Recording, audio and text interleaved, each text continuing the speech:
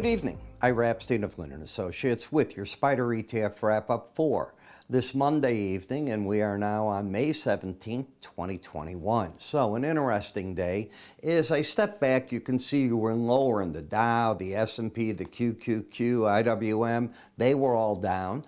ARC, I've noticed that Kathy Woods is going to be on Bloomberg this week, so that should be very interesting. For those of you in Canada, I'll be on Bloomberg tomorrow there at, I think, 3:05 in the afternoon, right in that area. So you might want to tune in. It'll be a long interview, so you can probably pop some questions, whatever. As you're looking at gold, breakout to the upside, well, it's looking pretty good. It's a bit overbought, but looking good. Interest rates sort of flat.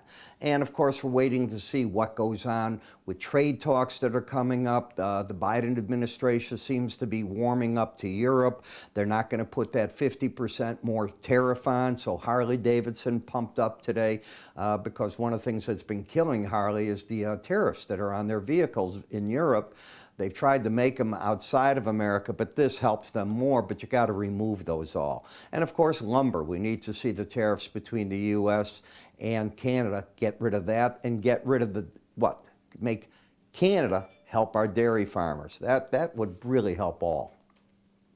In ARC, you can see how this market has just come down. It has not formed the base yet, but it's trying. It's certainly working on it. And you get to see that with the pattern of lower highs, lower lows. Take out 105.84 would be the first sign that this break that began in the 127 area has maybe run a course. But that's a $30 break just recently. Remember, this was a 155, 160 stock. So it's really lost a tremendous amount of its value along the way.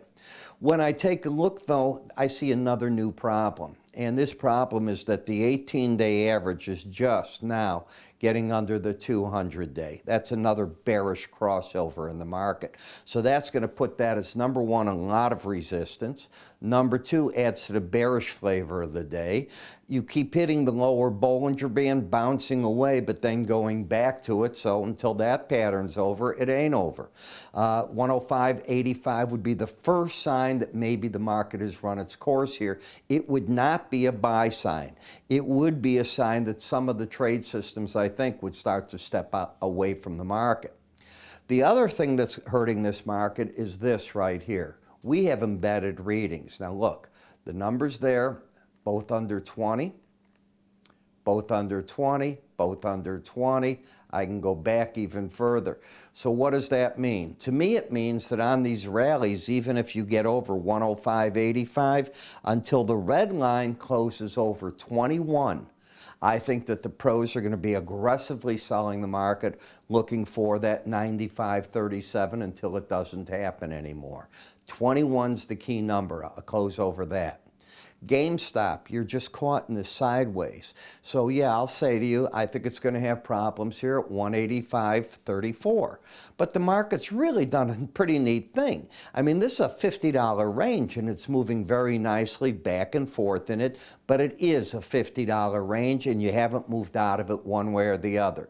The bulls have control, and I say that tomorrow they ring the bell at 185.34 if, it's a big if given the opportunity in the market. PAVE is wanting to stay over this 18-day average. Why? Because what we know, it's infrastructure, and we know that now the question is, can the Democrats and Republicans get anywhere together, or are they going to have to go with the Democrats alone? But President Biden has made this a big issue. It's going to get a vote one way or the other. So we'll see what's going to happen, and that's why I think it's holding. But it is in a corrective posture for the moment. When we come over to Apple, Apple still has problems. It's got lower highs, lower lows, but it's so oversold, I don't think people are touching it. We saw the support show up at the 200-day average in the lower Bollinger Band, got a bounce. But other than a bounce, it hasn't turned the corner in any serious way. This number's been seen before. 125 area seems to be an area of some importance. And then we get over to the XSD, these semiconductors. We keep hearing that, boy, everybody's got a problem. I saw the factory orders in the car manufacturing in China this morning. My subscribers saw that. And To make a long story short, everybody in the world's hurt with these semiconductors. Now, there is a plan coming out by a Senate group that wants to throw $56 billion in a plan for it, a bill.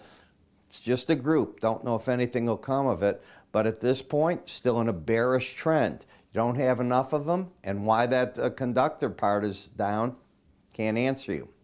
Potax still in big trouble, and until the U.S. gets further along with this, you can see these rallies barely hold. You had this big rally that took place in February, and if you didn't learn to get out and follow a trend, you've been annihilated in this trade ever since.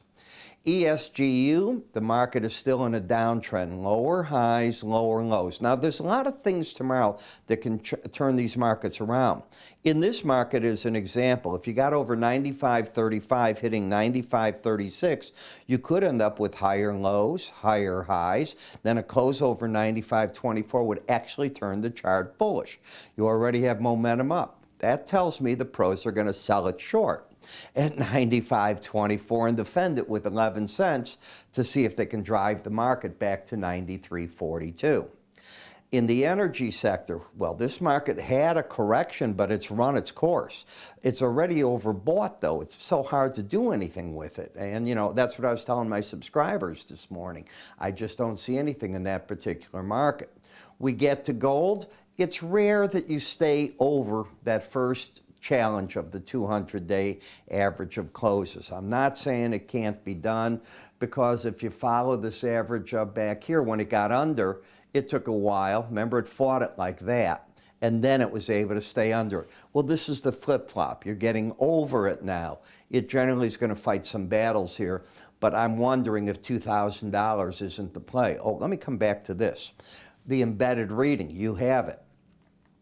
Both numbers over 80, both over 80, both over 80. You got your 3 days in a row. So I'm bullish. I think the pros will buy on the breaks, but I doubt that they're buying the Bollinger Band or over that 200-day average, so aggressive. Go up higher than this and then pull back to the 200. That might be a spot that they nibble. The gold miners, too overbought. It's over the upper Bollinger Band, let some other guy have it. I won't use the word sucker, but you don't stay over that number very long. TLT, you've got the higher highs, the lower lows, you're oversold. An ugly chart. That's the best term that I can give it. One ugly chart, not worth 2 seconds of my time when they look like that. FXE, overbought. I'm still very bullish on the euro. I think I got actually legs to it, and I think they're going to show up sooner rather than later. So you put it all together, it's pretty interesting right now. I want to remind you that one of the things I try to do for you is mix my spider videos with my futures talk and put everything together for you as a package. Now, how do we go about that? Well, this offering you look at is what my futures get if you want to try the futures, but my brokers can give you a free trial to the Spider ETF if you haven't tried it, along with my futures package, free. So you get to see how they all tie together. You'll find that on a weekend, like you didn't see me this weekend. My paid subscribers do. I don't miss what they paid for. That I won't do unless, God forbid, something happens to me. Barring that, you'll find, even on vacation, I was in Mexico in December, I was doing my updates each and every day. So pretty important, and I care about the clients, because just because I'm on vacation doesn't mean they are. How do you get a free trial to this and the Spider ETF? Go to our website, sign up for free offers. Bottom right, it'll be done. Call my staff, they can get you set up as well. I'm Ira Epstein. You'll be hearing me talk about what's up very shortly this week. We've been working on it, and that's that midday where you're going to be able to come in and ask questions, and we'll take it the rest of the way. I'm Ira. You have a great day. I'll see you tomorrow.